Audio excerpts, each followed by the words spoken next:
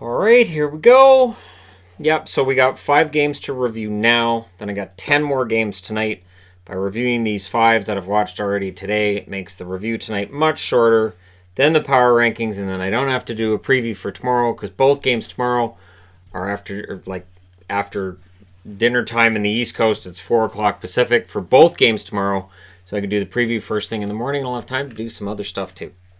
So that being said, let's start her off. Carolina in against the Minnesota Wild today, and this was a really good game to start the day off, to be honest. It was a better game than I thought it was going to be. On their third shot, it is Edmondson from Netchus and Niederreiter at 356. So with that point, Nino Niederreiter now has a point against every team in the NHL. They made a big deal of that as they continually talked about Eric Staal closing in on 1,000 points. And how many players from the 2006 Cup champion Carolina Hurricanes would have 1,000 points once he did that? McGinn then scored from Teravainen and Martinook at 557. And the shots at that point were 5-1 Canes. And after an initial push for the Wild, they looked pretty darn bad in this game. They really did. The Wild really needed to get the next goal. The Canes took a penalty due to some pressure by the Wild, but the Wild were not able to capitalize on that. In the second period, the Wild get another early power play, which wasn't really a factor in this game. They didn't get a power play goal. However, Cunnin scored from Brodin and Greenway at 4:27. That makes it 2-1 in favor of Carolina. Reimer had no time to react to that one at all. None. That was in the back of the net before he realized Cunnin even had it. The Wild were taking control of the game. Reimer then had a denial on Staal, and I had to put denies Staal point number 989, which he is still seeking after this game. Then we get Foegele scoring from Dzingel and Jordan Staal at 8 minutes and 50 seconds. So Jordan gets 1 point closer to his brother Eric, and that makes it a 3-1 lead for Carolina. The Wild got a power play, and I said they needed to answer. The Canes then got a power play right after. Koivu gets a shorthanded break. The most bewildering thing I have seen. Hamilton breaks his stick. There's a nice defensive play by Carolina on the power play, and then it's like 3 of their players skated off to go to the bench before the puck cleared out of their zone. Well, what happens there is Parise scores from Dumba and Koivu at 15:43. I've never seen that. It's one of those things. Maybe it's just the camera angle that made it look bad, but you don't do that. That's just a bad idea. And they did it, and before you know it, it's in the back of their net, so it's 3-2. And then Soucy scored from Rask at 17:04, and I thought Reimer needed to stop that one. It's Carson Soucy's first NHL goal, but I thought that was one Reimer needed to stop. And he looked shaky after that. In the third period, there was a near goal for the Wild at 5:15, and here's the thing. How I saw it was Reimer initially misplayed it, and then he reaches around, knocks it off the line to get it out. The Carolina announcer said, fantastic save, look at the athleticism. And I thought, but if he hadn't misplayed it initially, he wouldn't have needed that athleticism. So for me, it was a different perspective. The Canes got a power play at 7:58, and then I liked what Trip Tracy said here. He said, visually, it can be a bit of an adventure. He was talking about watching James Reimer in net. That the way that he bobbles the puck and fights the puck at times makes visually a bit of an adventure. I thought that's good. I want to use that from here going forward. But it's a tie game. We go to overtime. Reimer denied Cunnin. Very nice play, and then it goes the other way. And very often in 3-on-3, this is what happens. Svechnikov scored from Hamilton at 1:33. So great chance at one end, goes the other way. Svechnikov buries it, and you're 4-3. Win goes to Carolina. Your 3 stars are Svechnikov, Foegele, and Soucy, again with his first NHL goal. Reimer saved 32 of 35, so his numbers were good. He played well, but he still, if you were a fan of Carolina, there were some moments where you're like, oh boy, oh that's a little too close. Okay, this is not a lot of fun to watch. Dubnyk saved 24 out of 28. He was fighting the puck at times himself. His overall numbers, not great, and Minnesota's not going very far if they can't get good numbers out of Dubnyk. Shots were 10-9 in the first in favor of Minnesota, 15-7 Minnesota in the second, 11-9 in favor of Carolina in the third. Both teams got 1 shot in overtime. Final shots, 35-28 in favor of Minnesota. Power plays, neither of them scored. Minnesota was 0 for 3. Carolina was 0 for 2. But it was a fun way to start the day. Moving along. Winnipeg. Yes, the Jets. They went into Tampa, and despite scaring themselves at the end, They won. This is one of those games where with the Jets, I would say, despite their best efforts, they won. This is sometimes what I say, but in this game, they genuinely were the better team. So I'm not going to say that. Perreault scored for Morrissey and Pullman at 1 minute and 59 seconds, and boy, did the Bolts start out slow in this one. Their first shot, or no, they had one shot in 9 minutes, and I think that was at the 4 or 5 minute mark before they got their first shot. It wasn't very, and then only one shot through 9 minutes. That's a slow start. However, in the last minute of the first, Hedman scored from Stamkos at 19:11, and just 1-1 after one, and you kind of feel like Tampa rebounded from that slow start. By the end of that period, they were leading in shots. The second, I put Bolts recovered from the slow start. The Jets got a power play. Vasilevsky had a really nice denial of Perreault. Roslovic then scored from Kopp at 7 minutes and 18 seconds. The Lightning challenged for a high stick. I love this. The Jets were complaining because they wanted the puck dropped. So the referee goes over, are you challenging? And Cooper goes, we think it's a high stick. So he challenges for it. While the referees are looking at it, assistant coach Jeff Halpern was looking on the monitor, and I saw him lip the words to Cooper, it's good. I saw him say it's good, like, yeah, this isn't coming back. So a power play for Winnipeg. On that power play, after that failed challenge, Nick Ehlers scores from Connor and Morrissey at 7:39. So as a result of a failed challenge, 21 seconds later, Winnipeg scores. This is why the challenges are very, very dangerous. And it's a 2-goal swing. And honestly, if they'd had another, I'd say 20 seconds to review that, they would have said, yeah, no, we're not going to challenge that. But because Winnipeg goes, we want the puck dropped, ask him what's going on, it forced Cooper's hand, and he said, yeah, we're going to challenge it. So again, I really, really liked what Winnipeg did there. Tampa Bay then pushed, but Hellebuck, he held. He was very good in that period. Power play for Tampa with 5 minutes and 33 seconds left. They also pushed late. They did not get a goal. Third period, the Tampa Bay Lightning get another power play, and I put up, they're playing with fire. Like, the Jets cannot do this. The Jets were number 30 in the penalty kill department coming into today, and the Bolts were number 1 in the power play. Now, this was only the second power play for Tampa. They didn't get any more. Winnipeg doesn't go shorthanded very often, but when they do, it's a bit of a misadventure usually. But Andrew Kopp with a really nice shorthanded chance, it forced a penalty for Tampa Bay to pull them off the power play. Tampa Bay pushed with 6 minutes and 30 seconds left, and I said the Jets are guilty of holding on late. I can't stand it when teams do this. Stamkos then scored his 400th goal of his career. That's from Hedman and Cirelli at 17 minutes and 44 seconds. They pulled the goalie with a minute and 45 seconds left. Connor hits the empty net from Wheeler and Spiza at 18:32. They pull the goalie again. With 22 seconds left, Cirelli scored to tie it, or almost tie it. It's 4-3. Didn't tie it.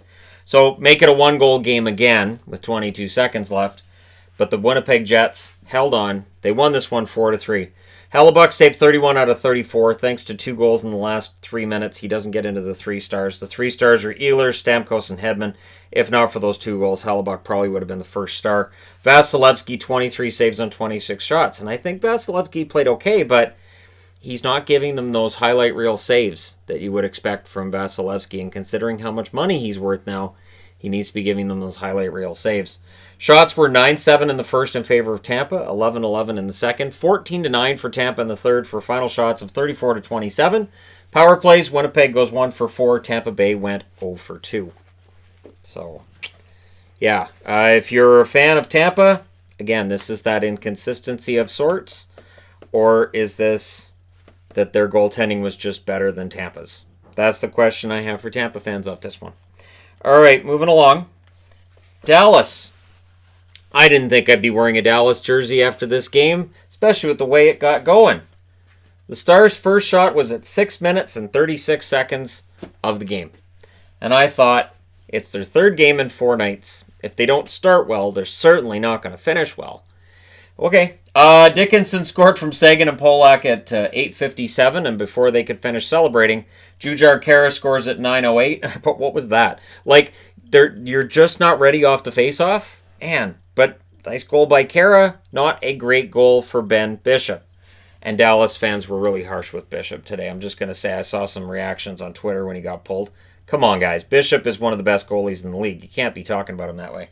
Draisaitl scored for McDavid and Nurse at 19:26. So it's 2-1 Edmonton. They score in the last minute of that period. And Draisaitl, McDavid are on the board because, of course, they are. Second period, First minute. Heiskanen from Ben and Dickinson at 48 seconds. Fantastic play from behind the net by Jamie Benn. This is Ben's best game of the year. And it's a sign that maybe Jamie Benn is waking up and he's going to start at least making his points totals and goals totals not as poor as they're looking right now. He might beef those up a bit so that by the end of the season we can say, well, he's not putting up the kind of points he did a few years ago, but at least he picked it up eventually. The Oilers got a power play. It was their second. They didn't score on that one. However, Jujhar Khaira scores the second of the game from McDavid and Clefbaum at 3:34. So McDavid's on the board with a couple of helpers. And Bishop was out at that point and Hudobin in. So not a fantastic goal again. So 2 out of 3 you can look at and say, Bishop might have been able to get that one. So you put Hudobin in. The Oilers got a late power play. They scored on it. It is Bear from McDavid and Draisaitl at 18:41. That makes it 4-2 going into the third period in favor of Edmonton. Edmonton's defense is better than last year. Edmonton should be able to hold this lead. They'd won 2 in a row going into this. This should be a win for them. The Stars get an early power play. For note, they have 2 power play goals on the road for the entire season. They still have 2 power play goals. And so the Oilers killed it because, of course, they did. But shortly after, Como scores from Cogliano and Fox at 5:21. And it feels like Dallas plays better 5-on-5 than they do 5-on-4. Really does. As soon as an Oiler came out of the penalty box, they got better. Patrick Russell then hit the post. He's looking for his first still. The Stars got another power play. I wanted them to decline it. I thought, just say no. You can do that in football. Penalties declined. 4th down. Just penalties declined by the Stars. We're staying 5-on-5. Pavelski hit the outside of the post, and they're 0-for-2 on the power play at that stage. There was no way that was going in, but it did hit the outside of the post, so we'll say that's as close as she gets. Ben and Sagan were then put together towards the end of the game as Montgomery moved the lines around looking for a goal. It worked. Sagan scores from Heiskanen and Hudobin at 18:11. So Hudobin gets on the board. And it's 4-4. And I'm left saying, pardon? What? Among other things. And then in overtime, Jamie Benn scored. The Dallas Stars won it 5-4 in overtime in Edmonton. They go 3-for-3 on the Western swings for Western Canada. And there you go. For Dallas, absolutely huge win. They're now 3 games above 500. Things are looking pretty good for Dallas. 3 stars were McDavid, Khaira, and Ben. Bishop saved 12 out of 15. Hudobin saved 18 out of 19. Koskinen saved 31 out of 36. I didn't think Koskinen had a great game, but I thought the defense in front of him had some issues as well. Shots were 11-10 in the first for Edmonton, 19-10 Edmonton in the second, and then in the third, 15-4 for Dallas. And in overtime, they got the only shot, so they got the shot that mattered. 36-34 shots in favor of Dallas by the end of the game. Remember, this is their 3rd game in 4 nights, and it's an afternoon game, and they win it. 0-for-2 on the power play because it's Dallas. 1-for-3 on the power play for Edmonton because it's the Oilers. And yet, despite that deficiency with special teams, Dallas comes out ahead. Congratulations. Very good game for Dallas. I was very impressed. We'll see if they can keep it up. Next up, Calgary in against Arizona. Did we see the birth of like a real blood feud between these two teams or what? And it kind of came out of nowhere. I'm going to say this right now. Arizona, this is a sign that Arizona is a team of consequence, that they're now being taken seriously, that we're seeing feuds with the Arizona Coyotes, where we may not have before. First period, the Coyotes get a power play at 13 minutes. That turns into a 5-on-3. The Flames killed that 5-on-3, and they held on. They held them off the board. There was a great chance shorthanded, actually, for Toby Reeder. But the puck seemed to confuse him, and insert your own joke here. There was a late power play for the Flames. Both on the special teams would come up with zeros. Second period, the Coyotes get a power play. As I said, they came up with zeros today, but Stepan scores at 6:35, and you got yourself a 1-0 game in favor of the Coyotes. Not long thereafter, less than 2 minutes later, Soderberg from Krause and Kessel at 8:22. Krause is becoming a pretty good player right in front of our eyes this year. Coyotes fans will tell you that. Flames fans saw that for themselves today. The Flames then got a power play. The Coyotes, their penalty kill blocked really, really well. And Kemper made the saves when he had to. And then Kemper denied Gaudreau. And then towards the end of that second period, it all boils over. Kemper mixed it up with Tkachuk. What happened was Demers was down. While he's down and he looked like he was hurt, Gaudreau kind of gives him, and it wasn't much of anything, just gave him kind of a cross-check in the back. And I believe Tkachuk did as well. Well, Kemper decides not dealing with that crap, and he takes Tkachuk and wrestles him to the ice, and then they kind of hashed it out, as hockey players tend to do. And this whole fracas takes place with 11.4 seconds left, and the Coyotes ended up coming out of it with a power play. But there's a lot of frustration, I think, for Johnny Gaudreau. I think that's where the stick on Demers happened. And then it all broke loose. And in the third, these teams really don't like each other now. There was a lot of really, really heavy checks. A lot of extracurricular activities. A little bit more slashing and hooking than you might see otherwise that referees may have let go. Kemper was really the story of the game. Krause got penalized. He punched Rasmus Andersson. Andersson had a good chuckle about it on his way to the bench. Then Andersson got pulled into the box. I don't know if they looked at the replay or if it was just the other referee came over and said, yeah, no. But the Flames still came out of that with a power play because it was a double minor on Krause. Didn't really matter. They needed a goal and they didn't get it, the Calgary Flames. Goalie pull with 2 minutes left. They call a timeout with 42 seconds left. They don't get it. Krause gets the empty netter at 19:53. There you go. Riddick with 22 saves on 24 shots. Kemper saved all 35 that he faced. So, yeah, Kemper's the best. Now, the app is frozen, telling me that Kemper's the second star and Soderberg's the third star. I don't see any way Kemper's not the first star. I'll give Soderberg second star, and I'll say Krause for third star. Maybe he got the first star for a goal and an assist. But if you don't give Kemper the first star, you don't watch enough hockey to understand just how important that kind of goaltending is. So Darcy Kemper brings his save percentage right back up after it's taken a bit of a hit lately. Power plays. Calgary 0 for 3. Arizona 0 for 4. The shots favored Calgary every period. 11-8 in the first, 12-11 in the second, 12-6 in the third. Final shots 35-26 in favor of the Flames. Really, really intense game, though. I can't wait till they play each other again. This is now a full-fledged rivalry between two teams that are close-ish in the standings. That being said, I now need to change boards to the last game of the day. And when I say last game of the day, I mean the afternoon, because as soon as this is done and while this is uploading, I go right back to watching hockey. There's 6 games starting, 10 minutes ago. So, but again, the idea of doing a review of all 15 games in a row, that's just crazy. I'm not even going to try it. So Vegas in against LA. Vegas is in trouble. Yes. This is now DEFCON 4, DEFCON 5, whatever you want to go with. Vegas has got to make some changes. They got a power play 5 minutes into it. The shots were 8-2 Vegas at the halfway mark of the first period. There was a scrum at about the 10-minute and 8-second mark after Kopitar got stunned on a play against Vegas. Lizotte then scored from Kempny and Doughty at 10:59 because that was shorthanded. So a shorthanded goal for LA. The Kings got a power play. It was their second, and guess what? They scored on the power play. Doughty from Iafallo and Kopitar at 15:10. Vegas gets a power play, and it has 0 shots. So the special teams tell you that LA was the better team today, which is weird because that doesn't normally happen. As Kings fans, they'll tell you that might be a first on the season.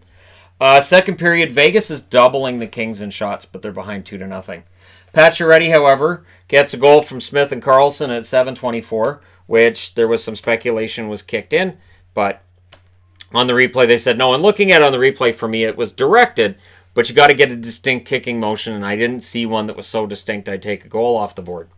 But the 2-goal lead is restored when Prokhorkin scores his first NHL goal from Clifford and Luff at 9:04. And I put Quick's play has much improved since the start, and I meant the start of the season. He looked much better, but after that, Marchessault scores from Eakin at 14:52. William Karlsson gets a goal from Pacioretty and Theodore at 17:06. And that was off of a puck off the glass. The puck goes over the net, comes off the glass. And I don't know if LA thought maybe it had actually cleared the glass, but they seemed to freeze, and that momentary freeze, that just you lose your train of thought for that moment, and it's in the back of your net. Vegas had been the better team, and Vegas almost takes the lead in the last second of the second. So Vegas, it feels like, with 3 goals out of 4 in the second period. All right, now they're taking over this game. It's a 3-3 tie headed into the third. Subban stopped Carter on a nice rebound. This is his 1,000th game tonight, but Jeff Carter would not be denied. At 12:42, Carter gets a goal from Roy, and it was a face-off after an icing. So Vegas ices the puck. You can choose which side of the ice to put on, which side of the ice the face-off takes place on. You get your change. The other team doesn't, and they take advantage. Roy gets the assist on Carter's goal. Vegas pulled the goalie. They could not get the tying goal. So 4-3 is your final for the Kings. For Vegas, they remain with just the one win in the month of November, where we're into panic mode, I think, if you're Vegas. 3 stars were Carter, Doughty, and Prokhorkin. Subban, 21 saves on 25 shots. Quick, 28 saves on 31 shots. Power plays, Vegas 0 for 3. LA 1 for 2. The shots favored Vegas in the first and second. 14-8 in the first. 11-8 in the second. 9-6 for LA in the third. Final shots 31-25 in favor of Vegas. And they lose the game. So there will be talk about Subban. There'll be talk about the defense. This is how things work. But in general, Vegas absolutely right now does not look like a playoff team. They just don't. There's a lot of issues going on here. Their top 6 forwards are playing very, very well. But the rest of the team, there's some work to be done there. And yes, the goaltending is part of the question. The problem is it's both goalies. It's not just pointing at Subban. Fleury's stats recently haven't been fantastic either. So there's some work to be done by Gallant. There's some work to be done by management to try to get Vegas out of this mess. I think the team needs a trade. The problem is, in this day and age, making trades seems to be more difficult than it used to be. And when your team needs to kind of change things up, it's even more so. But let me know your thoughts in the comment section below as always. Don't forget to hit like and subscribe if you're browsing your way through. You just happened upon this video. And now I've got 10 other games to watch. Thank you guys so much for watching, for all your support, and I will be back after the next 10 games.